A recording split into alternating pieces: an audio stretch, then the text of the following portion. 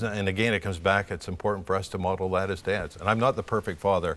I have 4 boys who would confirm that for you, so that's not a problem. Are your boys all grown up now? They're all grown up, and we have 1 grandson, Matty, so he's the joy of my life. Well, there you go. Yeah. Now, I want to move on because you are a youth culture specialist, and I did want to talk about dads because dads are being featured all this week, and they're so important in our lives. But you mentioned in some of the material you provided me in preparation for the interview that youth culture, you say, and I'm quoting you directly here, is permeated with an indifference to morality. Yes, yes. Well, I think, you know, the whole idea of postmodern moral relativism, where there is no such thing as truth, has gone by the wayside. So if you're a young person who is growing up in a world where truth is whatever you want it to be, then a young person who is setting boundaries for their life are going to set them pretty wide.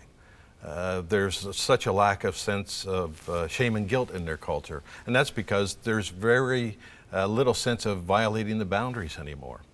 And so you see all kinds of behavior as a result of never having children who were instructed as to where the boundaries for right and wrong are.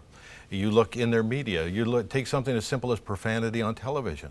I wrote an article a few years ago on how that has crept in, and now you can see on television at any time a person using the F word, they think nothing of it. It's usually met with laughter. Words don't mean what they do anymore. When it comes to the area of sexuality with our young people, I have an email from a young girl in Edmonton, a friend of mine, who talks about, you know, you have this sexual culture that you're growing up in, and then she says this, and you have no rules. And she said, even for a Christian young girl, it's tough to grow up with a healthy perspective on what sex is in our culture. Now, am I naive, am I old-fashioned, or is there some truth to this, that a critical player in the establishing of the moral compass is the home, and especially the dad? Oh, for sure. Especially for girls. Yeah. You know, God, you know, instituted the family as, you know, our community base, as it were. And all the research when it comes to girls shows that a girl who doesn't have a healthy relationship with her father tends to be more sexually active at earlier ages and have more sexual partners at earlier ages. And I've talked to some of these moms, you know, the last 15 years as I've traveled Canada and the United States doing seminars, that what happens is a girl who doesn't have that relationship with her father, and I tell dads when they show up at the seminars, you guys, you know, you got to treat them special, and they all like that. But what happens is if a dad doesn't have that loving, passionate relationship with their daughter, just, you know, a normal loving relationship, they will go looking for love, as what John Lee Hooker was saying years ago, looking for love in all the wrong places. And that's literally what happens. The love that they don't get from their dad, the attention that they don't get from their fathers, they go find it someplace else. And usually it's a place where dads aren't real thrilled about it. Yeah. Yeah. I have one daughter, two boys and a girl, but I used to make sure that she knew that I thought she was terrific. I used to, when she got a little older, I would take her on father-daughter dates. Oh, absolutely. And Valentine's Day, I'd make sure she got a dozen roses from her dad. Yeah. And I would send her cards and just tell her how special she was. And I just felt intuitively that if she knew that I valued her, that she would not be looking for value in the wrong places. And I think that's a fairly proven principle, is it not? Absolutely. And I think fathers, I mean, we all have busy schedules. Everyone understands that. But I think, you know, like my wife said to me many years ago, you only get one shot at this. Yeah. There's no do-overs. Yeah. And that we as dads need to look at our schedules, look at our priorities, and make our kids, especially our daughters, those priorities. I know my father-in-law used to take my daughter out my wife out to dinner, yeah, and then go to the Toronto Symphony. Yeah. And they just loved that, and that was their daddy date. Yeah. We can't understand youth culture, and we've only got 3 minutes left, unfortunately, without commenting on technology. And you have a whole article you've written on how technology is changing our kids. Just give me a general overview of the impact of technology on youth culture.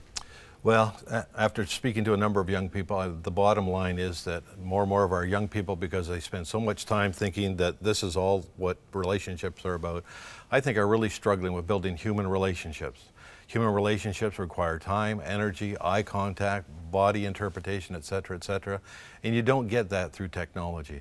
I had one young girl, 21 years old, youth worker at a church north of here, who said, "Do you think my generation is having trouble building human relationships?" And I said, well, the latest research out of the States would confirm that. I said, "Why did you ask the question?"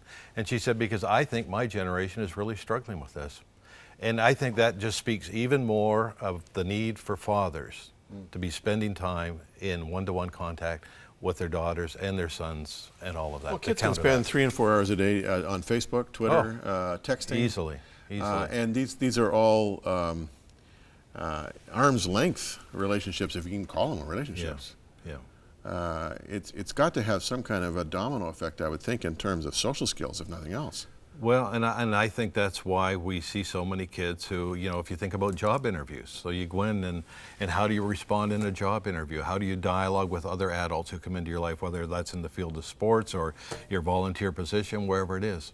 And I just think all of that then becomes a great opportunity for us in the church or us as dads and moms to nurture those human relationships, because I think if you study down through industrial history, every time there's been a wave of an industry or technology, it's always been met with a counter wave of this need to get back in touch with ourselves. And I think the wave of technology is being responded with this need that I need human contact, and it provides great chances for us as youth workers, church leaders, and moms and dads. 30 seconds. Give me a brief overview of Youth Unlimited. What are you up to? Youth Unlimited in Toronto, there's over 60 of us on staff, 39 different programs, 500 volunteers.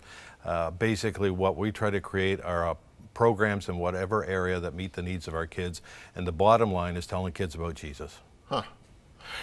Well, I wish we had more time, Paul, but thank you for coming our way, and especially fitting on this Father's Day week. Paul Robertson of Youth Unlimited. Thanks.